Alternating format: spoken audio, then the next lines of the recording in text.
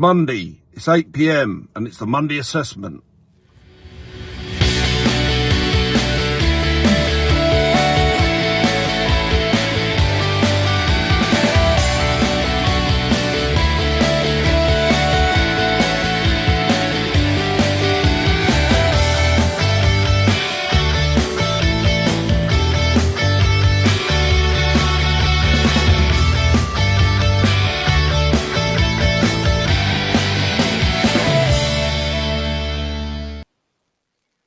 Good evening, everyone, and welcome back to the Monday assessment on the View from the Medway.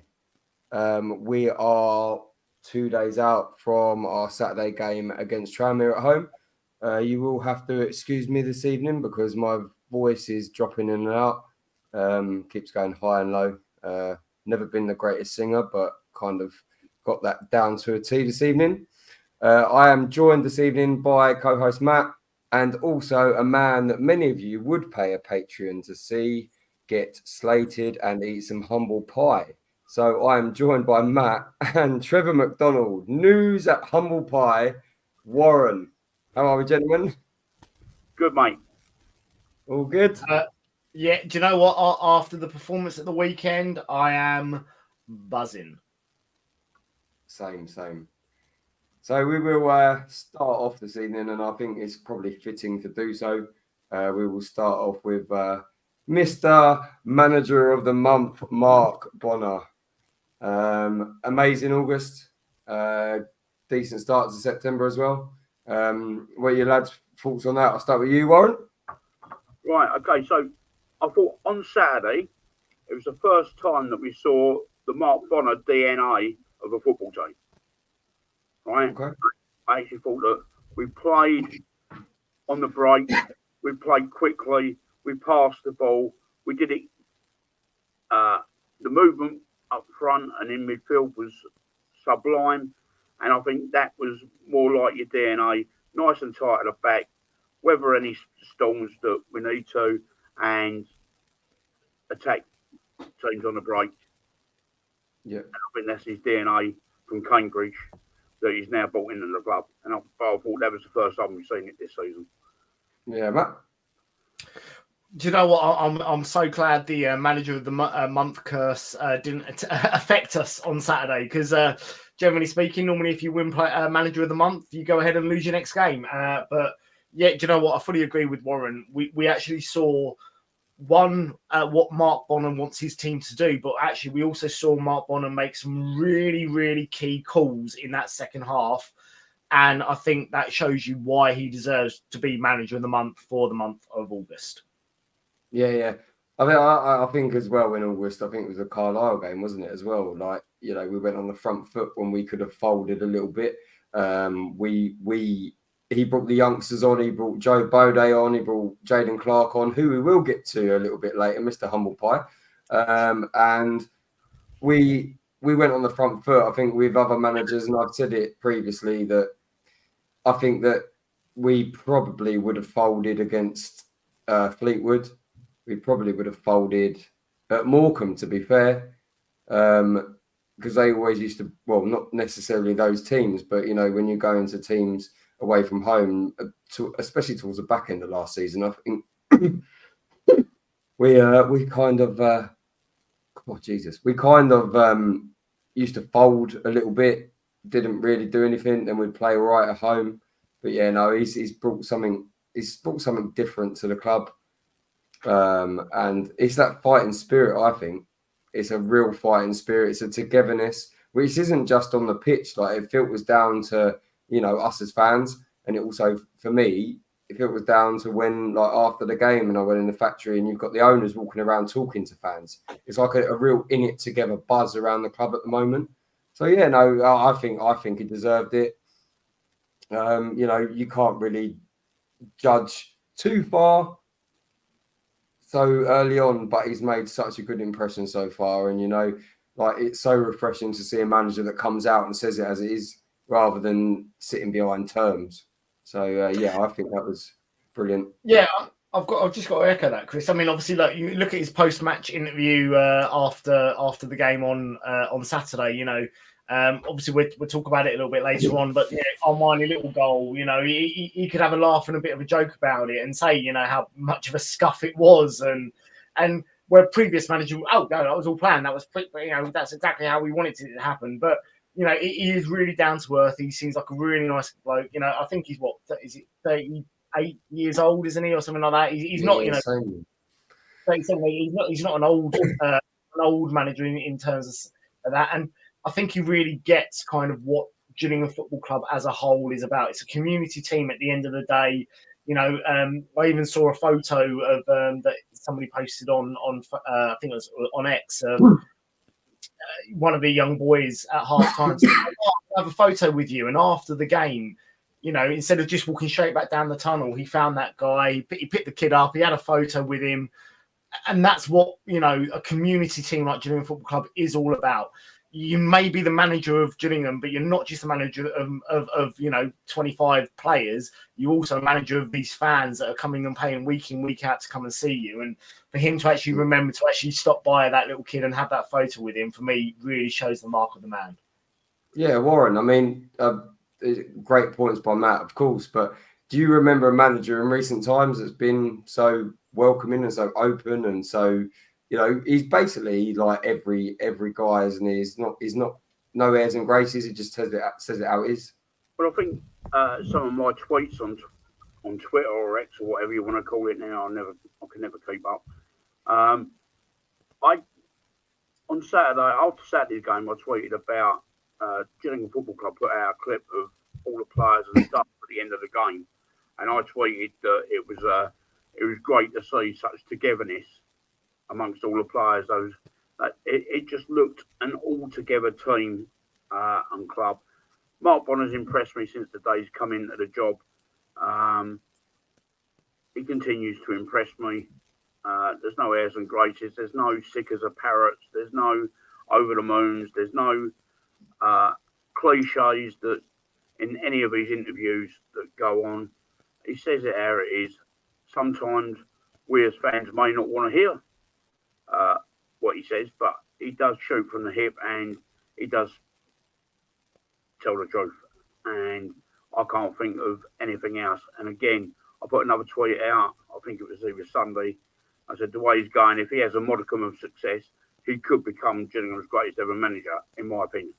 Yeah, I think he's definitely on the right track, Warren. He's definitely on the right track. I kind of get what you mean there. He's really kind of creating a team unity there, which is ultimately, you want to get out of League Two, you need everyone to be on the same page, and it really does seem like everyone is on that same page.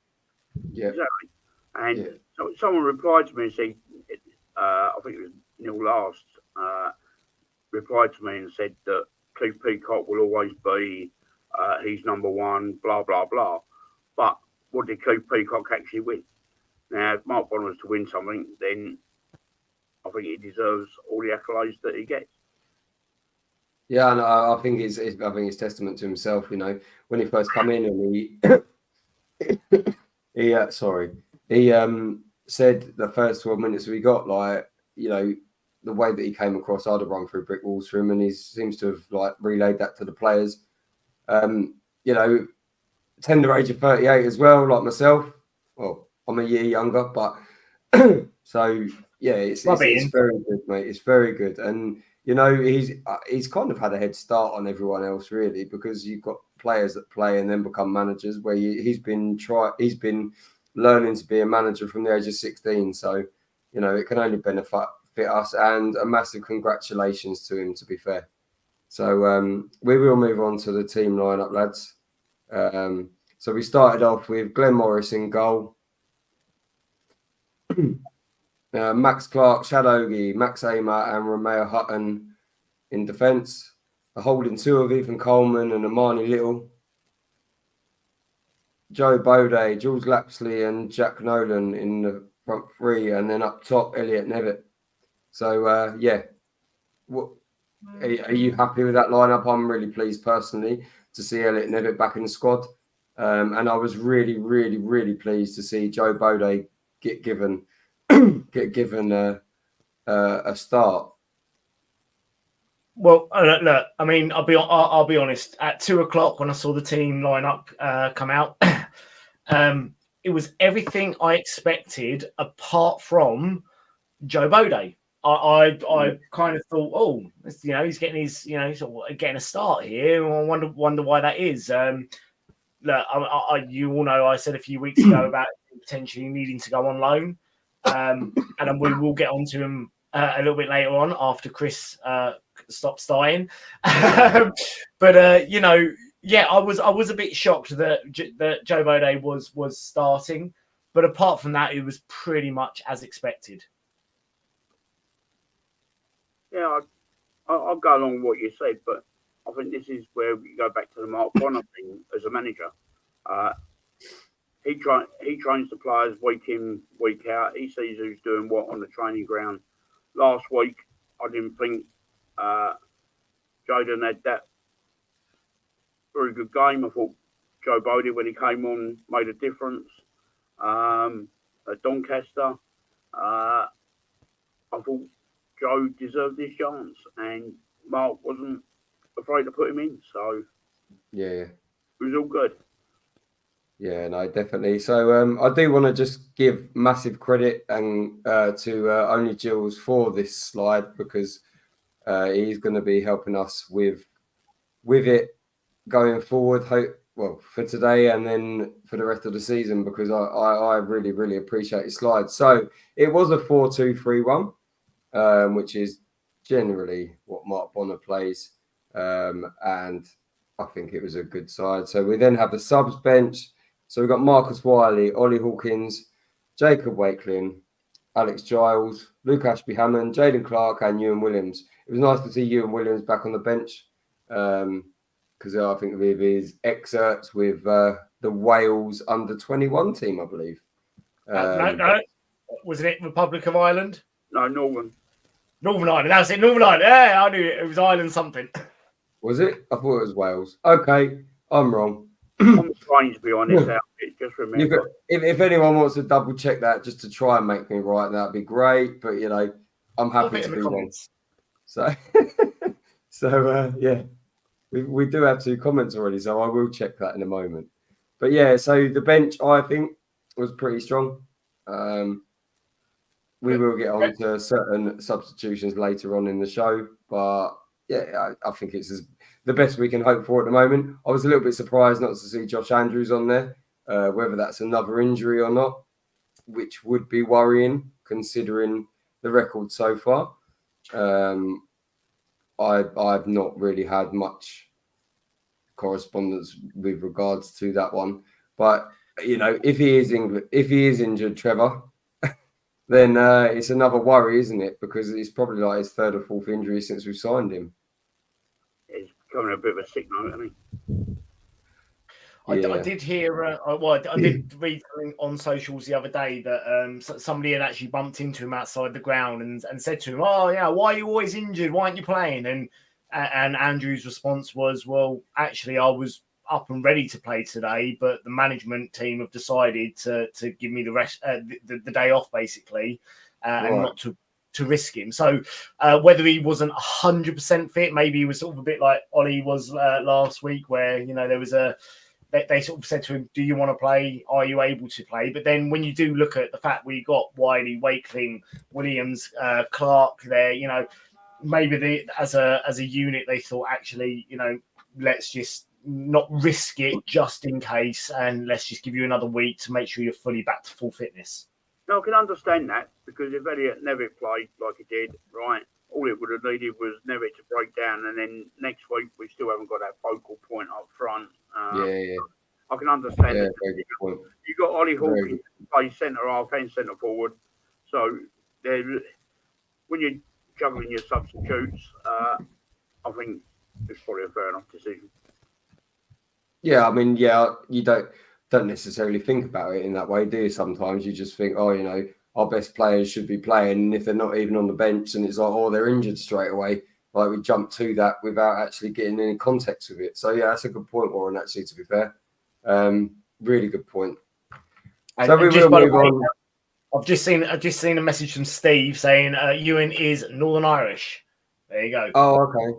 Was all right. Well, I stand corrected on that one then. There we go. We just pull it up quickly.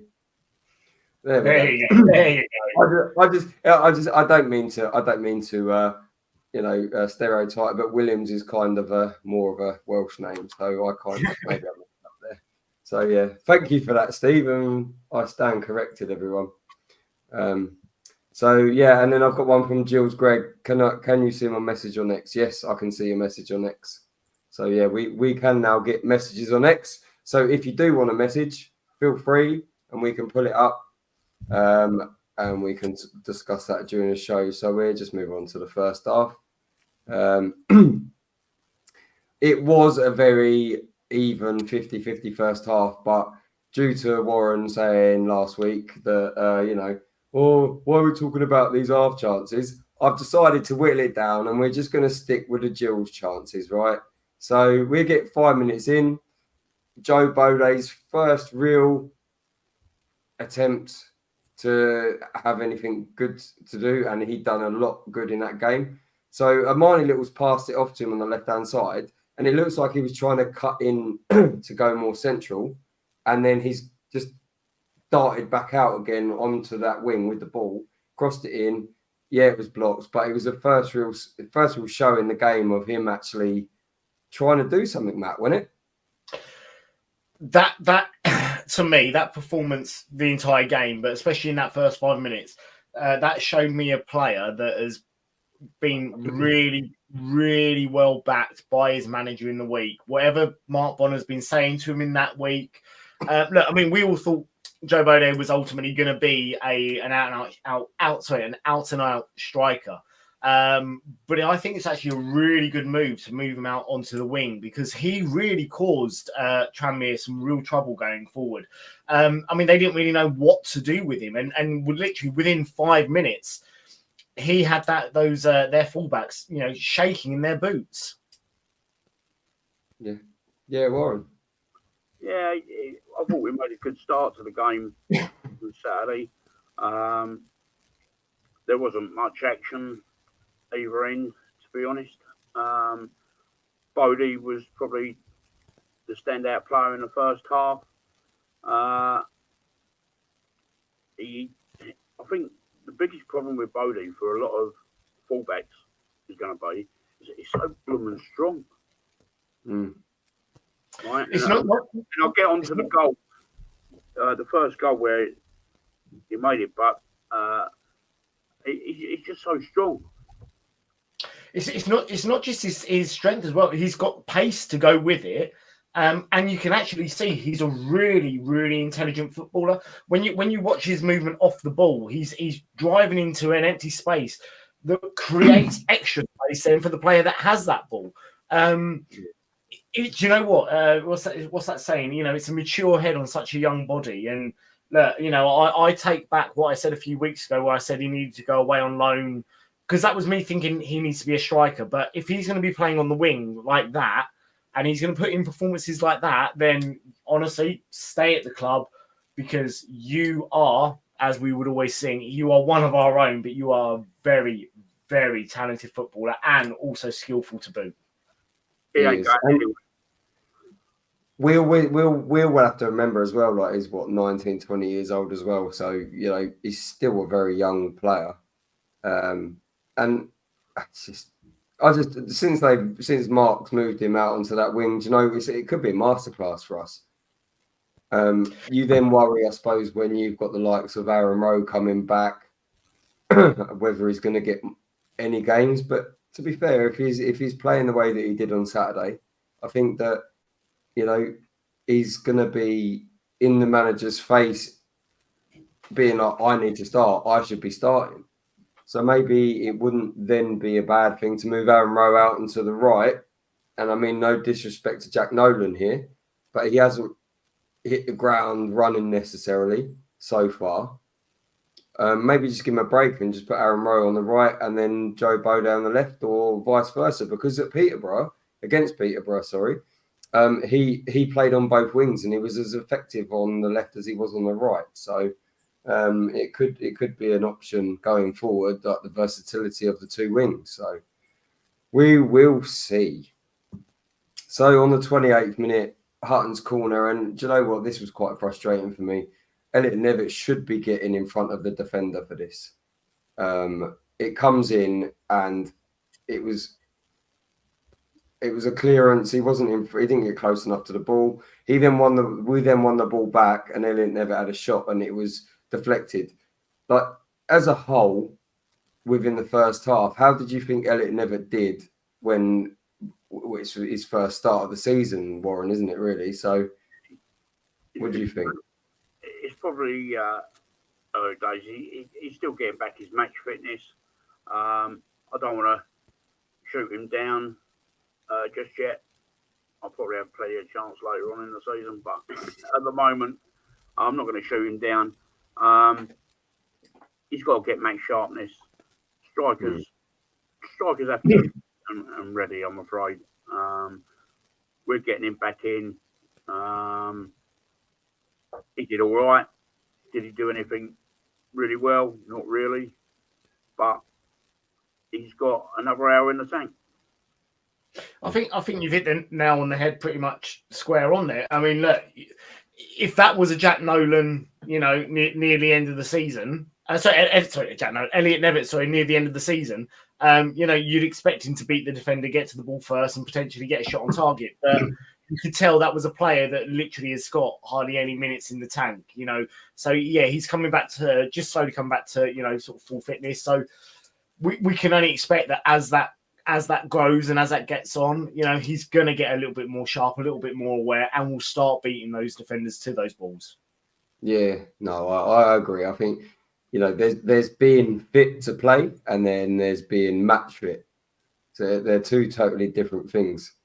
So yeah, and we move on to the 33rd minute with Oggie's long throw. Coleman missed the header and it falls to Nevitt, and it was probably the best chance we had of the first half. And he just skies it, absolutely skies it.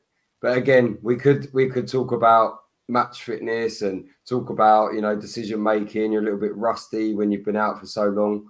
But yeah, Matt, I don't really think that it wasn't something we're going to berate him about. Let's put it that way. Matt. No, absolutely not. And echo the comments of what we said a minute ago. It is just down to, I think, the lack of sort of match time he's actually had. I don't know if any of you guys have ever played football after being, not playing for 6 months or whatever. And, it takes a while to get back into it. It really does. And, the fact that the ball fell to him, the fact he actually got the chance is a great start. But again, if that had been, 25 games into the season, you'd expect him to at least get the shot on target. Yeah. Yeah, Warren. Yeah, he just smashed it. Simple as that. As I say, 5 games in of him playing regularly, he probably wouldn't have snatched that at the shot so quick. He'd have probably got his body over the ball, at least hit the target. Yeah. We just move on to, and you know what? This was quite a frustrating one for me where I was sitting 44th minute, like Hutton and Nolan. They kind of they were interchanging the ball, and then Hutton took forever to kind of try and do anything with it, or try and get the ball off into the middle, or try and get the ball back to Nolan. He finally got a tackle on him, and then made a cute little back heel to Nolan, and then it went into the box, and Joe again skied it. Bless him, but the confidence is there for him to be in the box and to do that. So yeah, Warren, do you have any thoughts on that one, mate, or are you? Right. I want to go on Romeo Hutton, right? So Hutton was signed as a marauding fullback that gets balls in and whatever. Since he signed, we've had Mahoney and now Nolan, and I think both those players nick his space that he likes to run into. But what I will say about Hutton was on Saturday, I thought that was his best defensive performance since he put on a dual shirt.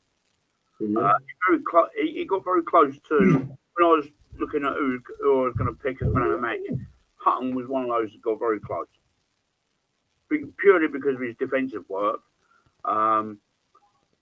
They've obviously done some work in training with him because I thought he had a really good game at right back. Mm-hmm. Yeah, I've totally echoed that. Actually, I think it was one of his best defensive performances he's had in a dual shirt since he joined us in January of last year. This year. Yeah, I mean that incident there was a couple of times when I was sort of screaming, just whip the ball in, get the ball in, and it just seemed to be delayed. And eventually, obviously, when it did come in, it fell to Bode, who, a bit of a snapshot at it, and yes, it did go flying over the bar. But guys, I actually want to ask you a quick question before we move on to obviously the first half stats. How do you feel about every time that we've obviously gone up for the coin toss? Max Amar's obviously lost it, and we're getting flipped right around so that we're playing at the towards the Raynham in the first half. How do you guys feel do you feel that kind of, obviously it's not really affecting us at the moment, but does it kind of make you feel a bit, sort of hurt inside? Who says he lost it? Well, do you think Max Amar's is flipping it around? Is he? I don't know.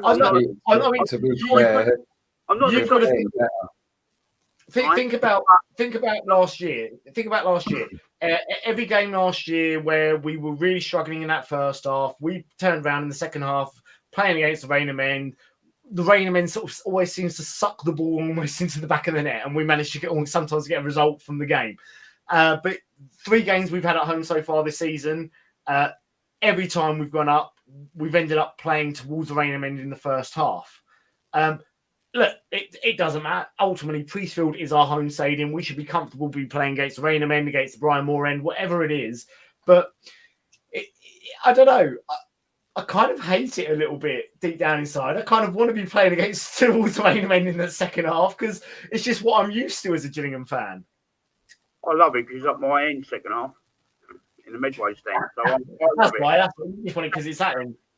Max Amer, keep losing the toss or winning the toss, doing what you do, and get turned around. Personally, I don't think it makes a difference. But what I will allude to is that at the end of the last season, I don't know whether it was Brad Gallington or someone else from the football club, right, alluded to maybe changing it around because we weren't scoring goals in the first half, and maybe attacking the first half. The Raynham in first half. I'm sure someone said something about it within the football club because we didn't score that many first half goals kicking towards the town end. Is it a new tactic? I don't know. But I don't really. As long as we're winning games. We've made such a sort of a statement about playing against towards the Raynham end in the second half. It really does feel like when teams come down, if they do win the toss, the first thing they're going to say is change it around. It kind of almost feels a bit like that. But look, we've proved them wrong. We've gone and scored 3 goals in the second half against Tranmere this week. So playing towards the Brian Moore end. So Matt, I'll turn it round to you. Right, and you said about sucking the ball into the net and everything else by attacking the Raynham in second half. Do you not think that the Raynham in, when we're defending, especially when we was 1-0 up, right, and we was a little bit under the cosh before we got a second, do you not think that the voice from the Raynham in has stopped? Oh yeah, absolutely. Yeah. No. Of course, it works sort of both ways there. And to be honest, I mean, obviously we're going to get into the second half in a minute. Not just that, the players putting their bodies on the line, diving in front of shots, especially when obviously we'll get onto it when we went down to 10 men, was absolutely immense. And having the Raynham men then behind you, backing you and shouting you all the way is gonna feel like you've got an extra 11th, an extra man on the pitch there. But yeah, I don't know. As I think what it is, look, we've both supported the club for years, and I'm just so used to the Gillingham team playing towards the Raynham end in the second half. It kind of almost feels, a bit weird, almost a bit alien. And I think it's just, the Gillingham lover in me. I want us to be playing towards the Raynham end in the second half because that's just what I'm so used to. Yeah, so I'm gonna interject a little bit because hello.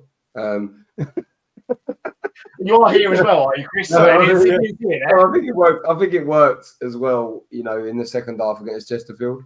I think that, but I mean, I sat there that day and it was electric, and I really think that having that behind us in the second half was something that helped. It probably helped at the weekend as well. And you know what? It's nice to change it around a little bit. I get what you mean, Matt. I do understand that. Yeah, it feels weird because we always attack the Rainham end in the second half. It was needed last season towards the end of the season because we started games slow. We never started the game on the front foot. We'd end up being 1-0 down or 0-0, right? So we were throwing the kitchen sink at the Rainham end. But to actually move it around and change it up and still be playing well and scoring goals at both ends, it can only be a good thing going forward, can't it, really? No, you know, I totally get it, and I don't know whether it is, say, a team thing that they've decided that that's what they want to do.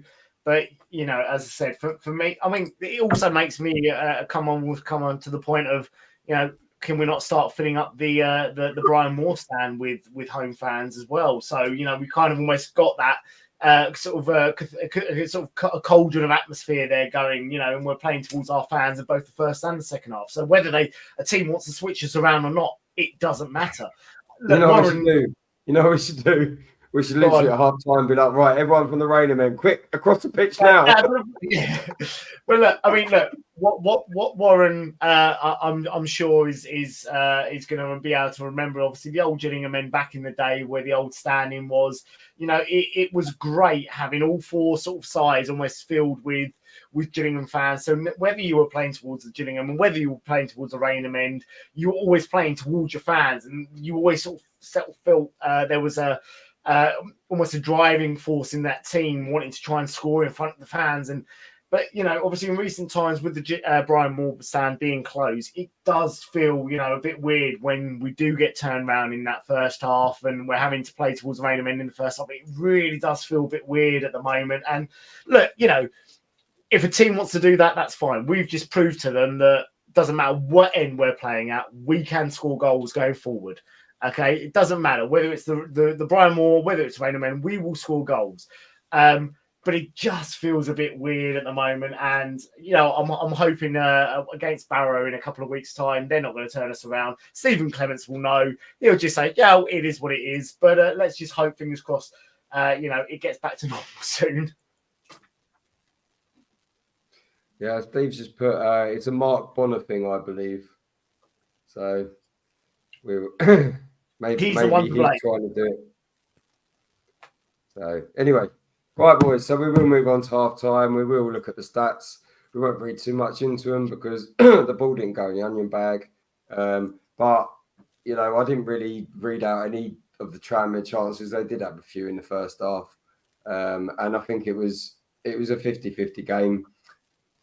Stats don't lie with ball possession. So you can see 51%, 49%. Both had 5 shots. Both had 1 on target. We just had a bit more corners and stuff. I was quite impressed with Tranmere, to be fair, the first half. I thought that they really... Was you not? No, not at all. I mean, they had one move, and that was pass the ball backwards. They really... I mean, literally, I mean, I've read comments. I've watched some of the interviews from the Tranmere side of things, and even some of their fans were saying the same thing. They could have been playing for another 40 days. They would not have scored. They've got no centre forward going forward. So even when they did manage to get the ball into what we call a threatening position, even when the ball came into the box, it didn't look like they were ever going to get a chance of scoring a goal. They've got no main centre forward at the moment. And I just don't think they looked threatening at all. They were great when they had the ball and were able to pass the ball between themselves. That was amazing. Yeah. But you can't win a game by passing the ball. Their build-up play was good. Yeah, but that's fine. Your build-up play can be as the best possible, but if you've not got anyone to put the ball in the back of the net, you're not going to win games. Well, it's pretty much like up in the first half. Like we didn't really, apart from Joe Bode and Elliot Nevitt. I'll tell you what that Tranmere first half performance reminded me of. Us from a couple of years ago. Lots of effort with the ball, lots of movement going forward, but just no final product. Yep. Fair. Warren? Yeah, it was just us last season, wasn't it? Yeah. tic-tac-toe, don't go anywhere. 40 passes, back to the goalkeeper. It was rubbish. Well, they're unbeaten, aren't they? They're unbeaten. They were unbeaten. I think they'd only scored 3 goals in 5 games before yesterday. And that was only one player for them that had scored 3 goals. Yeah. Who they took off in the second half, which doesn't make any sense.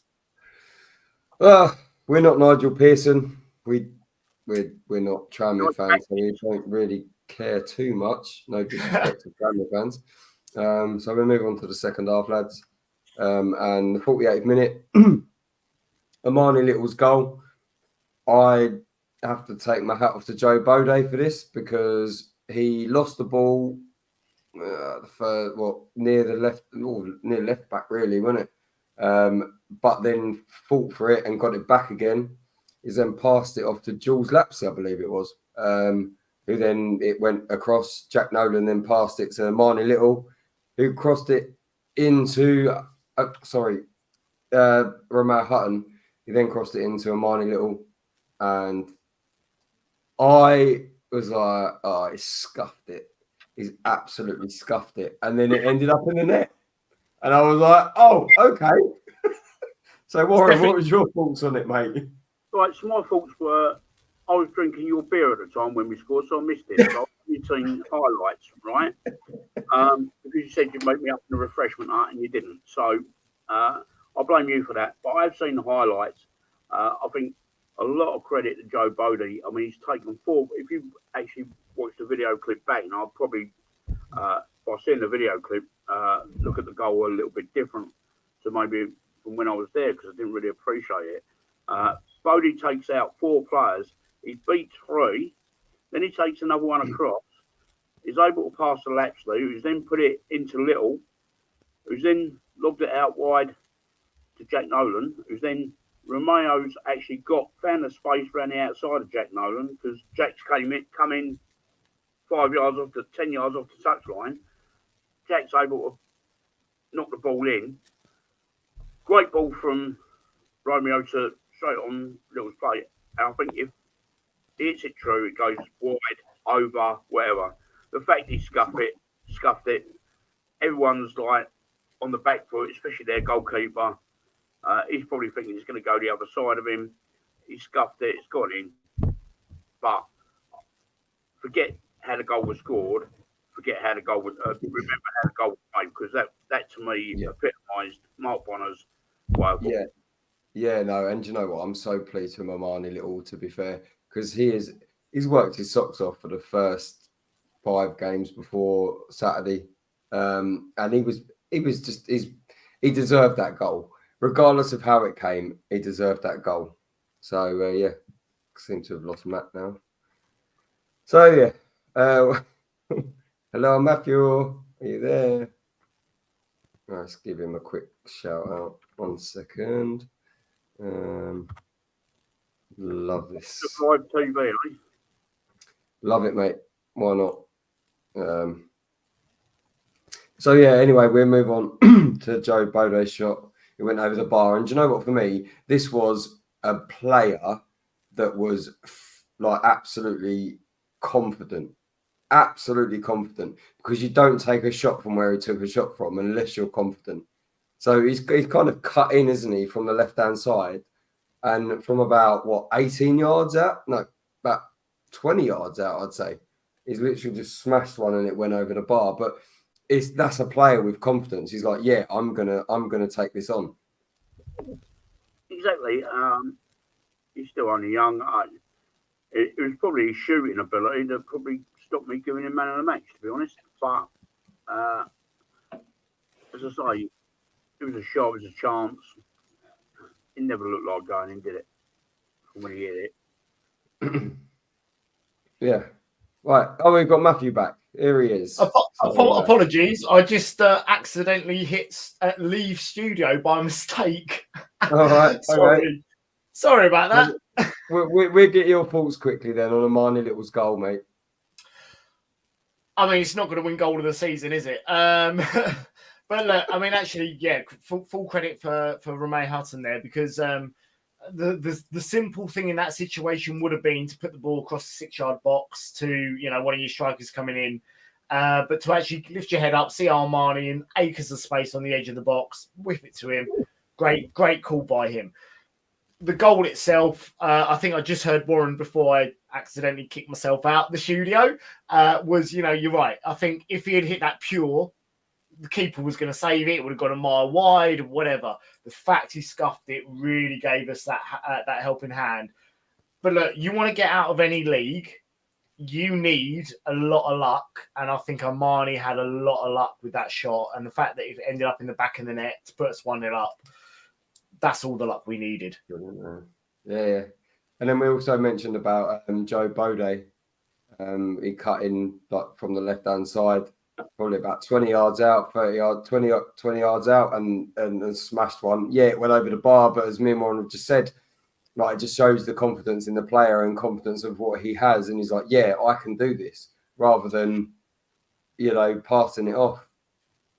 Yeah, I mean, for me, again, obviously we'll get onto him, Joe, a bit later on, obviously when we come to man of matches and that. But look, I mean, for me, yeah, it was that showed me a player that has clearly got a lot of confidence and has had a lot of backing from his management team, because a Joe Bode of last year would not have attempted that. He would have looked at trying to lay it off to somebody. So again, that's a full credit to Mark Bonner. And he obviously, we don't work with these players week in, week out. We only see them once, maybe twice a week on a Tuesday and a Saturday.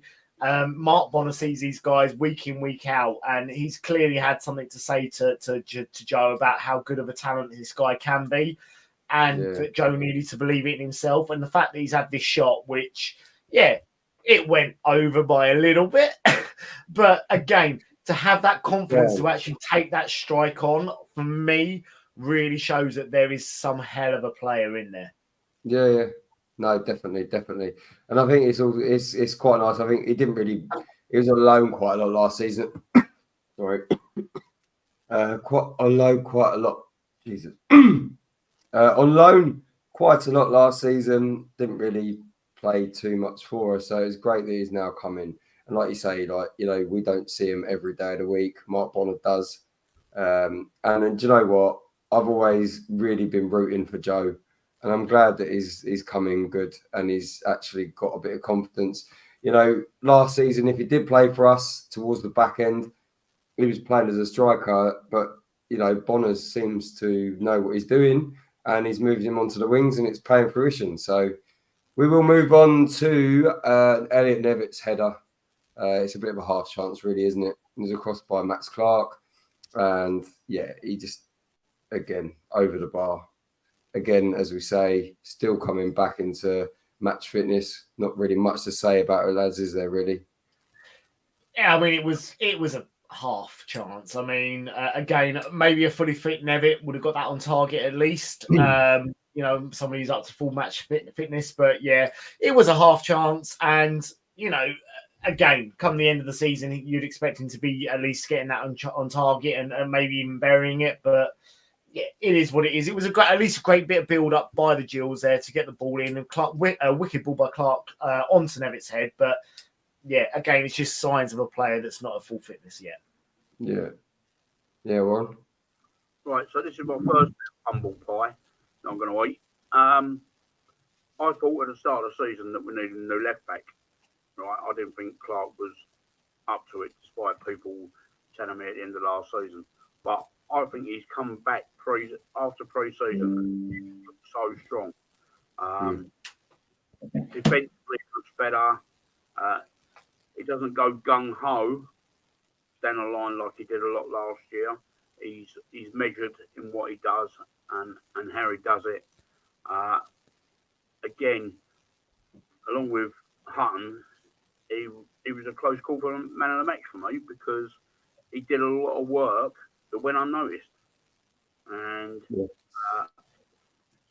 I've got to say, I always feel sorry for Max Clark, because obviously last year we had Scott Malone. We signed Max Clark first, a player that was at Stevenage the year before, who literally done so well at Stevenage and came over with a lot of ability. And then all of a sudden, we signed Scott Malone, and Max Clark's gone from being your first choice at left back to your second choice left back, and really rarely got any minutes. But he's really starting to show, I think, us Gills fans, what kind of player he can be. And look, you know, we can't deny the ability that Scott Malone had, but I think personally, as an all-round, I think Max Clark is a better left back than what Scott Malone was, and we are now starting to see that. Yeah, I kind of alluded to this when I did the show with Gabe Sutton, and I said to him, you know, it's very difficult when you've got Scott Malone available. You know, you kind of have to sign him. But then he kind of worked his Max Clark worked his way into the team throughout the season, and now he's number one for me. And yeah, Warren, I think that is a first bit of humble pie for yourself. So anyway, we will just move on to what I think was absolutely reckless, absolutely stupid from Ethan Coleman. Like, you're on a yellow card, you're on the halfway line, essentially. There is absolutely no need to make that challenge, don't you think, Warren? I'm in two minds about it. I'm brought up in the era of 60s, 70s, 80s, 90s football, where you literally had to commit manslaughter to get a yellow card. And I see football now. I didn't. The first one, was it a yellow card? Really? No. The second one, he's clipped the bloke's ankles. It's what I call a professional foul as such, right? He's just clipped his ankles. He hasn't gone to hurt him. He hasn't gone reckless. He hasn't gone nasty. He just clipped him. The referee could quite easily use his common sense there, right, and said, next time you make a tackle, mate, you're going off. So this is your last chance. You need to get on. I can remember when I was a referee years ago, and I did the referees course, and the person that took me for the referees course, the first words he said at the course, and I really remember it, was, when you're refereeing a game of football, you can have a really good game if you're playing 11 versus 11. But when it gets to 11 versus 10, right, or 11 versus 9, the game becomes boring, and it becomes predictable, and it becomes so one-sided. Nobody's who's watching is actually interested in the game anymore. And he was quite correct. And I just think referees have lost that ability to referee now. And I know you wanted to allude to it later, Chris, but yeah. I just thought it was the first one was clumsy at most. Was it reckless? Was it horrible challenge? No. Was the second one a horrible challenge? No. He clipped his ankles. He tripped him up, and that was it. Yeah, Matt. I'm prepared to take as much heat from this as possible when I say these next words. Right, can you just take over for a sec, because the kids are calling. Sorry, guys. Oh, that's all right. Right, Warren, me and you. So I am prepared to take any slack that anyone wants and any heat that anyone wants to give me when I say these next words. Seydou Khan is a cheat, because if he had not rolled around on the floor like he did, there's no way the referee is booking Ethan Coleman. It literally, you watch him, there's hardly any contact. He rolls around like he's just broken his leg, so the referee has to make that call. But 2 minutes previously, there was another incident where there was another foul, which should have been a booking, and the referee never gave it. But Seydou Khan knew exactly what he was doing by rolling around on the floor, going, "Oh, broken my leg." He knew Ethan Coleman was going to get a second yellow card and sent off. So for me, Seydou Khan, very simply, cheat. Yeah, but don't you find, right? I mean, I find it in today's football that I mean, I get the hump when I see players sitting on benches and not having their shirt on, let alone wearing their sleeping bags.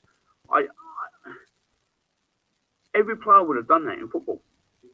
What so they can't do?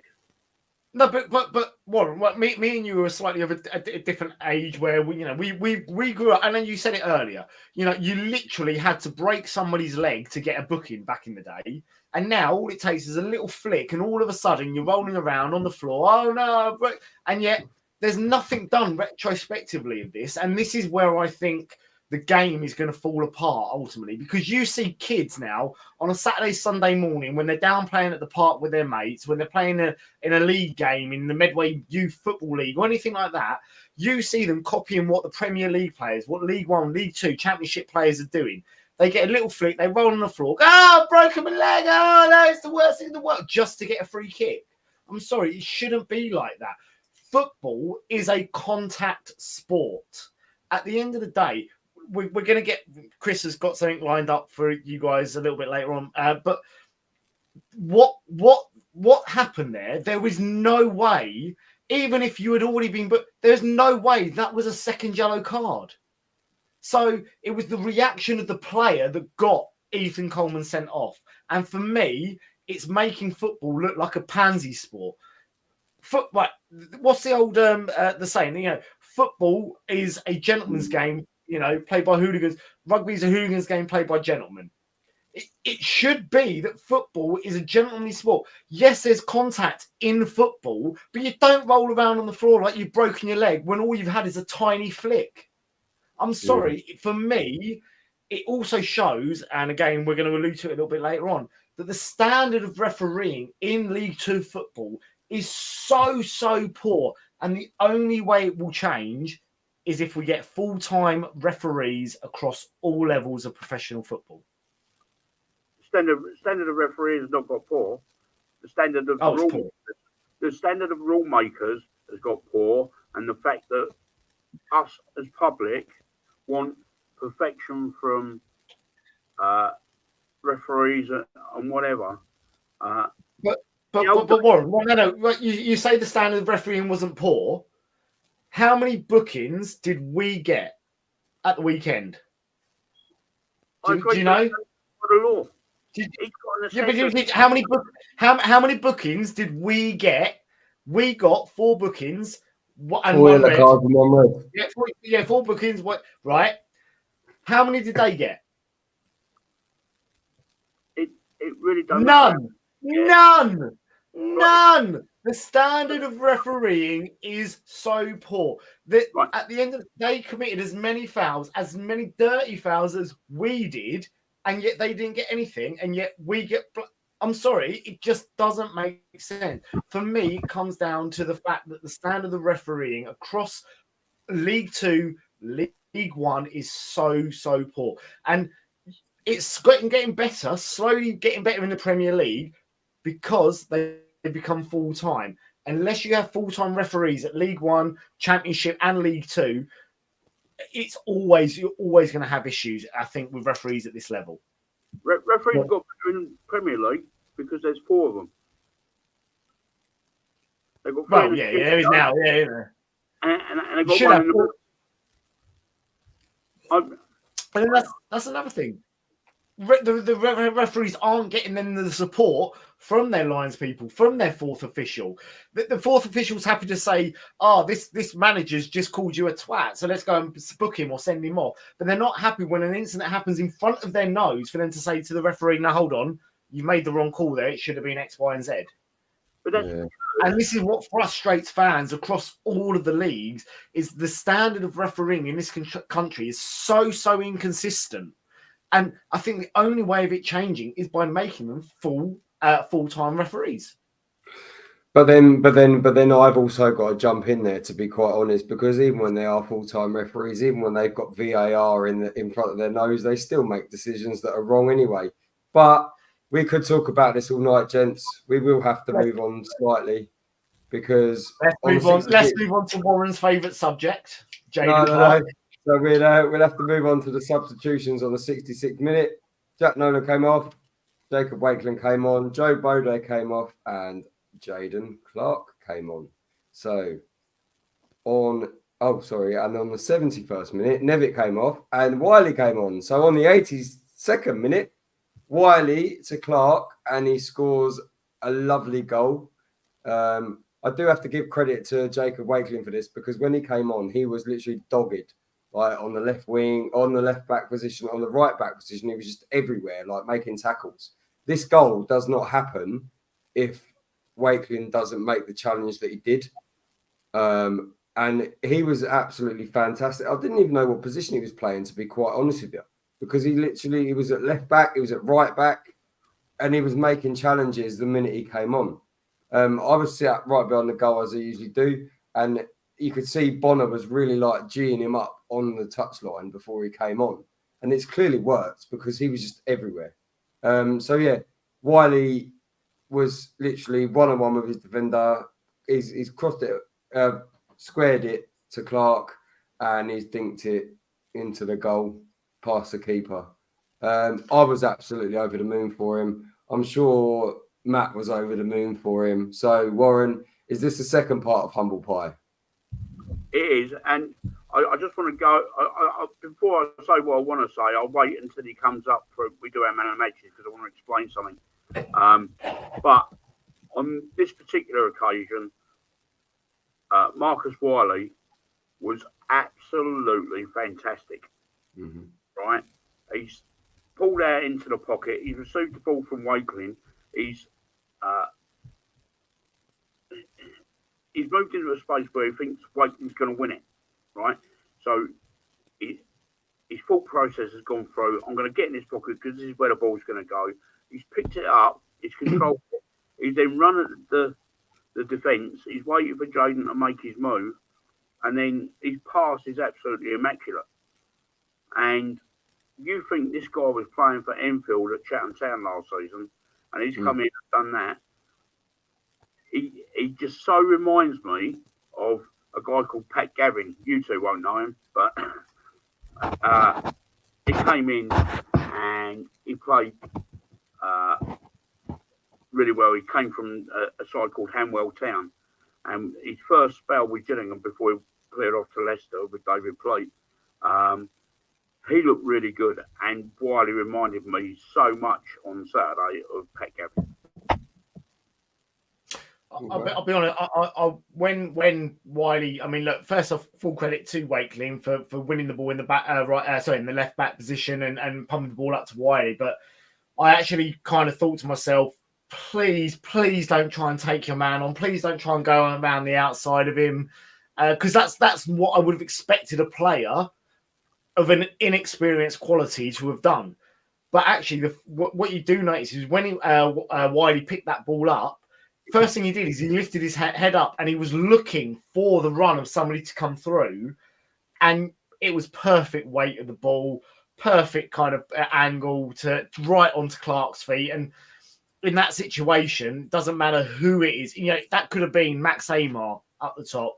When you've got a ball that played that perfectly in front of you in the dead centre of the goal, you're only expecting one thing, and that's the ball to hit the back of the net, and that's exactly what Clark did. And look, yes, it's going to always go down as Jaden Clark's goal, but it was ultimately down to Wakeling and Wiley that goal was created in the manner it was. Yeah. So we will move on quickly because we are, again, nearly at an hour. Wow, not long. So, Clark's second goal. Wiley had a couple of players around him. He dinks it through to Clark, runs through, hits the keeper, then taps it in. I've heard people saying it was offside, but it weren't offside. Never offside.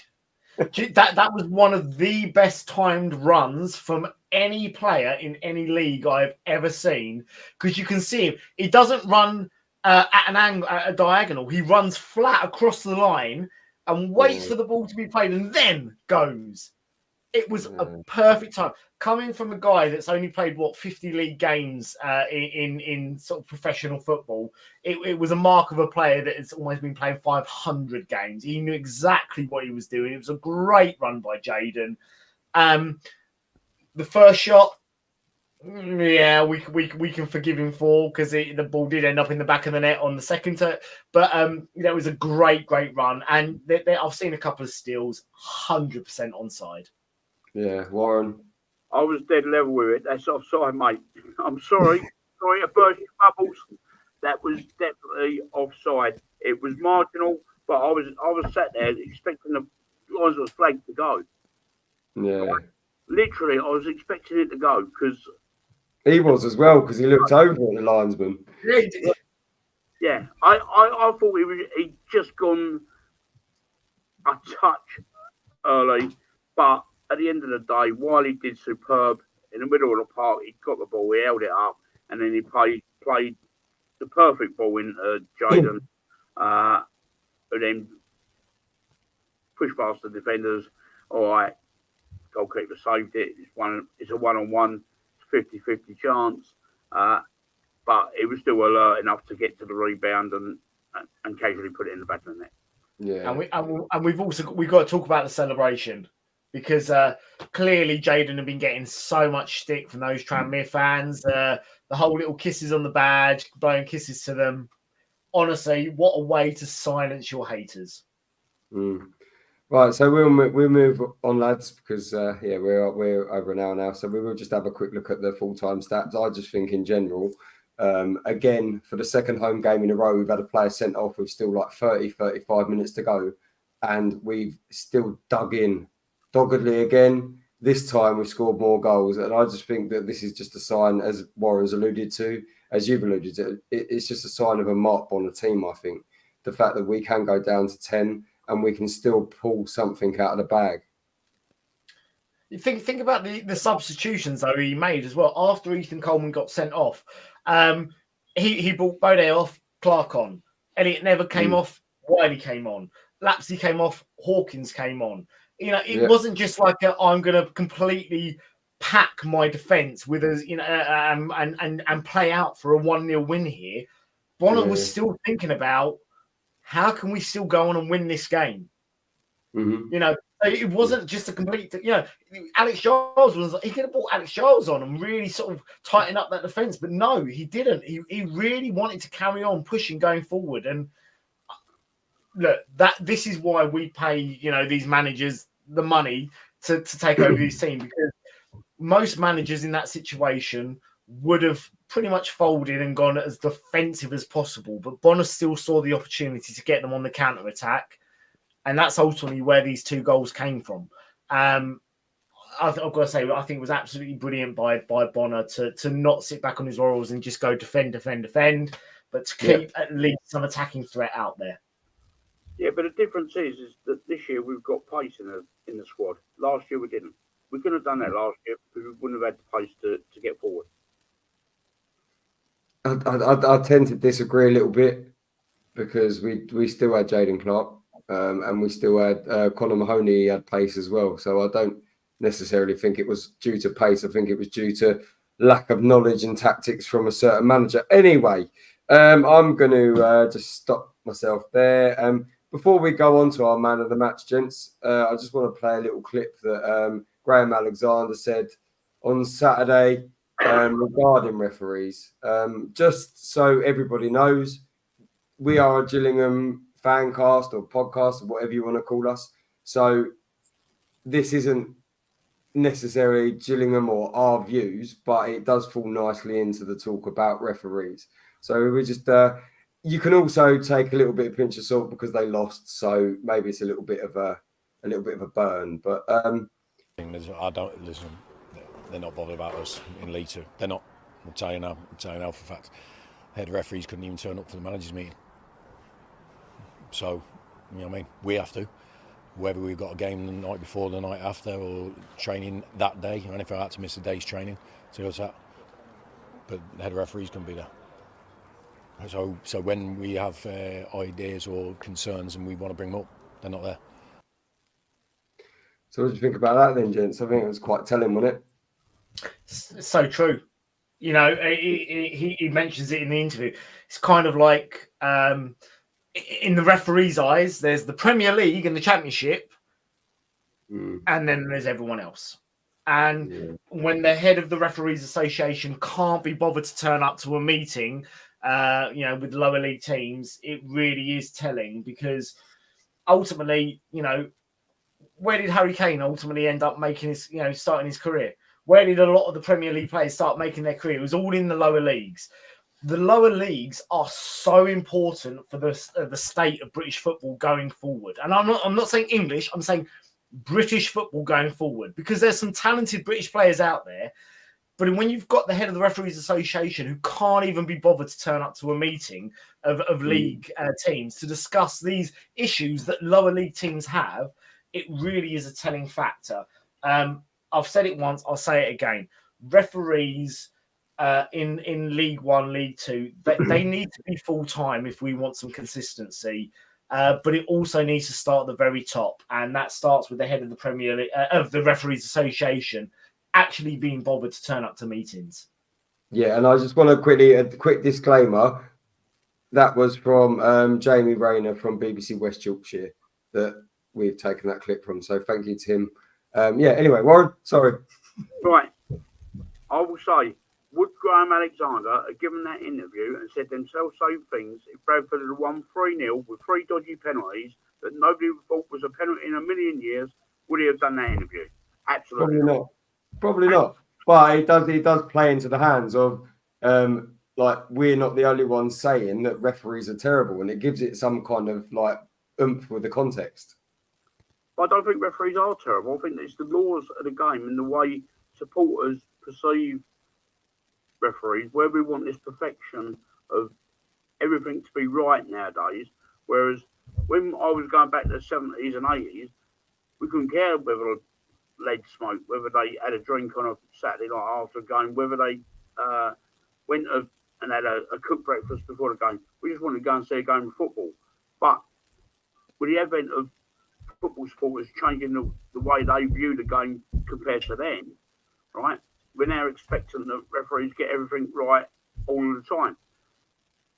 Do players on the pitch get everything right every single moment of the game? No. Look, what Warren? Listen, Matt. Right? Are they professional? No, yes. no, they're not. And are football players professional in League 2 and League 1? Yes. Do they make mistakes? Do they make? Yeah, hear me out, Matt. Do they make mistakes? Of course they do. Right. Humans make mistakes. So what is professional referees? By making referees professional in League 1 and League 2, what's going to be the difference between them suddenly making mistakes or not making mistakes?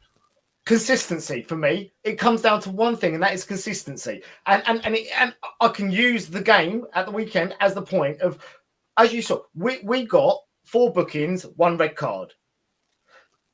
Same challenges from Tranmere, no bookings, no red card. Goalkeeper in the first half taking 20 seconds to kick a ball. When he's got the ball, he's fallen on the floor. 20 seconds later, he kicks it. Where's the booking for time wasting? This is where, for me, it all comes down to. There is no. I don't care if a referee makes a mistake. Fine. If he puts it and says, "Do you know what? I've made a mistake." Absolutely fine. But there's got to be consistency across the board. There is no consistency. I guarantee we had a different ref on that weekend.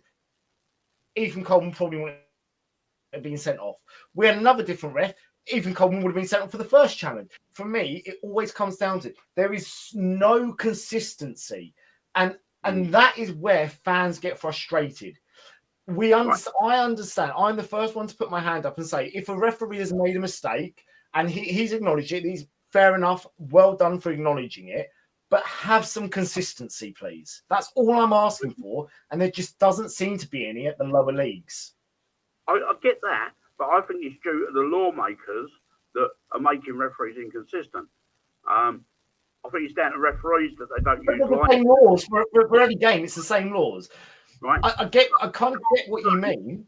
I can't see any difference between a referee becoming a non-professional to becoming a professional. I can't see how it would improve because they're still making the same decision when they're out on the pitch. But the thing is that if you're a professional referee, from Monday to Friday, one, you're going to be working on your fitness. Two, you're going to be going over all the games from literally, imagine it's a 9 to 5 job.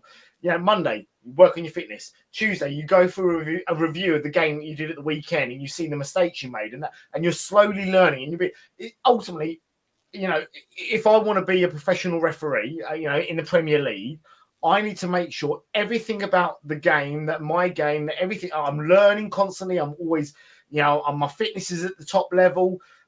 But a lot of these referees, Sunday night, they're going home, getting in bed, waking up, going to work on a Monday morning to a completely different job. And they've completely forgot about what's happened at the weekend. Where if you're a professional, you're constantly going over the mistakes you made to learn. So, I'm not going to make this same mistake again.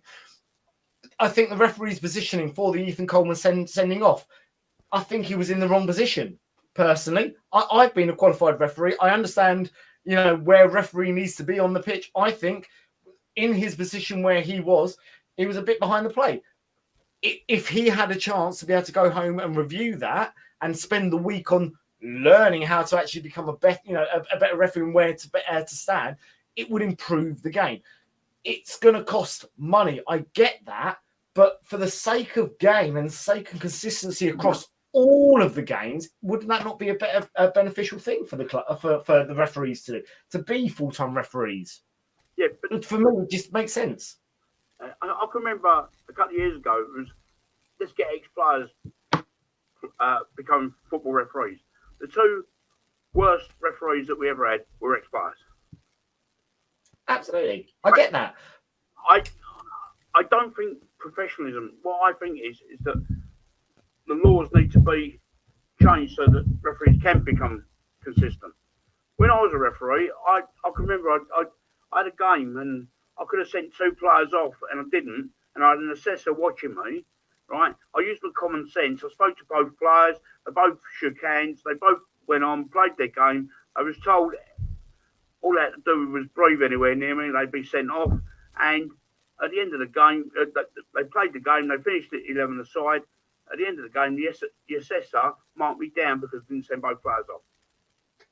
And so, we could talk about this all night, and we could also fall back into the whole thing of let's go on about the ref making it about himself, and it kind of is if we're talking about it for longer than 5 minutes.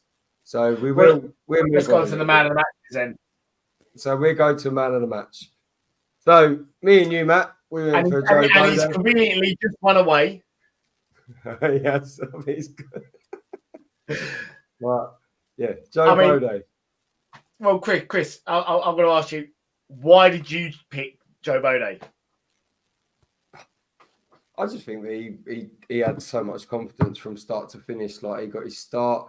It was a buzz for him. He just ran at people. He was raw pace, raw talent. Just he didn't care. It didn't look like a player that cared who was in front of him. He was going to try and do something with it. And the confidence that he had as well. I just think it was brilliant. No, I got to say, I echo it. For me, the performance from Joe at the weekend was a performance of a guy who had played 50 plus games for his team. He literally, that's how it came across. He wasn't afraid to take on his man. He wasn't afraid to use his pace and his power. He wasn't afraid to take a shot. And it's kind of something almost refreshing that we really missed as a junior team. We all love singing, he's one of our own and all that. But to actually see a player who's got so much ability going forward, actually bring it out on match day, for me was so refreshing. And I'm the first one that I said, I put my hand up earlier and said it. I thought a few weeks ago I was saying, for me, Joe Bode needs to go out on loan. After that performance, no, keep him 100%. Keep him in the squad. And I think this is quite a good question as well. Like Gilles Gregg has put this up. Outside of Hurtado, who was the last ball carrying attacker at Gilles, who could take a player on. So obviously Joe Bode can, but who before him? I mean, no one that springs to mind. I mean, I'm sure if I went and did a bit of research, I could probably pick a couple out, but there's no one that I could go, him. Oh, in fact, first one that comes to my head. The only other player that I could think that was happy to take on their man like that, and this is going back, was Trigger, Nicky Southall. I think Andy Bartram was quite good at taking players on. Yeah, but again, he wouldn't do it enough for me. Yeah. You want a player that when he's got the ball, he has the confidence to drive forward. And that, for me, is what Joe showed at the weekend. There's a comment about, I think Steve's put, would Jay Clark deserve to start against Notts County? And look, I'm a huge fan of Jaden Clark. But for me, after the performance at that weekend, Joe Bode is going to be one of the first names on the team sheet next week. Yeah. So we then move on to Warren's man of the match. Humble pie number 3. Right, okay, so Jane Clark got it ahead of Amani Little for me. Because I thought after the Coleman sending off, I thought Little really rallied the troops and led by example throughout the game. But Jaden got it purely because of his character, coming back from last week where he got a load of stick, especially from, not stick from me, but observations on his performances. I think he's come back, he scored 2 goals, and for me, he clinched it because he saved the game up for us.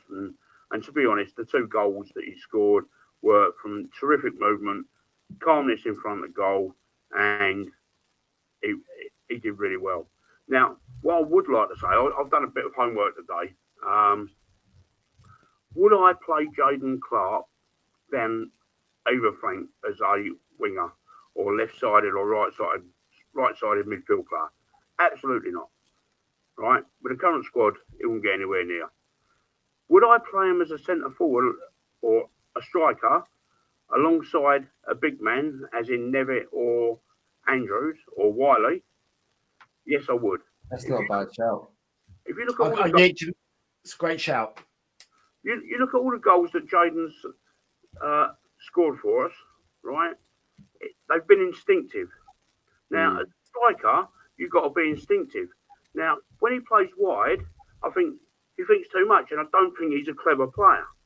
Okay, I think Jaden is one of these players that play on instinct, and he's very good at it when he does play on instinct. What he doesn't do very well is when he has to think about it, and he has to think about his positioning, and he lacks confidence in taking players on. I don't think he's a very good crosser of the ball, but in front of goal, I think he's actually pretty good. And looking at some clips from his Dulwich Hamlet days and a few of the goals that he has scored, a couple of goals that he has scored for Gillingham, I actually think that there's a striker there. You couldn't play him up front on his own in the Mark Bonner formation, but I would definitely play him up front alongside a big man. Would you possibly play him as a number 10? Say for example, Johnny Williams, George Lapsley, or Bradley Dack weren't fit. Would you not play it? You could potentially play him as a 10 with maybe Josh Andrews up front. I played him as a 10 last year, a couple of occasions, and he was crap. Yeah. Right? I actually think as an out-and-out striker playing alongside a front man, right, he would do very well. Yeah. So, whether that means Jaden has to move on to further his career to play in that position, yeah, I don't know. But I think as a striker, I think that there's a 15, 20 goal a season striker in there. Wow.